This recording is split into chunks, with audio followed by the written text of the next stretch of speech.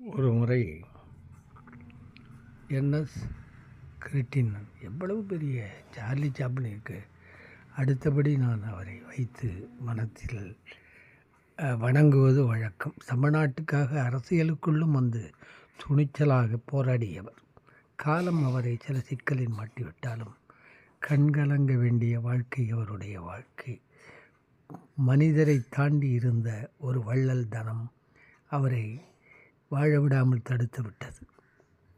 அவர் ஒரு கூட்டத்திலே பேசுகிற போது தன்னுடைய குடும்ப மருத்துவர் அவர் டாக்டர், இன்னொருவர் அவர் சார்ந்திருந்த இயக்கத்தின் தலைவர். அவரை கூப்பிட்டுருந்தாங்க, போயிருந்தார் என்எஸ் கிருஷ்ணன் அவர்கள்.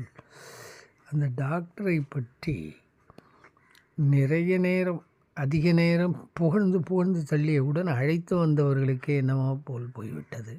என்னடா இந்த மனிதன் நம்மை காலை வாரி விடுகிறார். கடைசியில் முடித்தார், இப்படிப்பட்ட மருத்துவரை நீங்கள் இழந்து வருந்தக்கூடாது.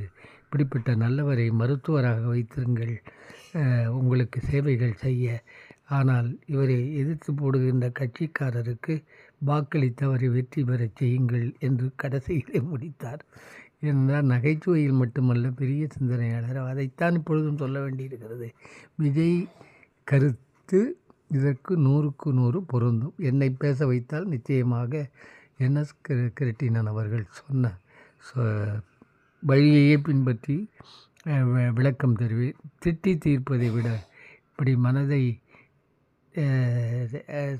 மகிழ்ச்சியோடு வைத்து கொண்டு பதிலளிப்பது நமக்கும் மகிழ்ச்சி, நாட்டுக்கும் மகிழ்ச்சி. மீட்சி இவர்களிடமிருந்து பெற வேண்டும். நல்ல நடிகர் விஜய், அதில் சந்தேகம் இல்லை. நன்றி, வணக்கம்.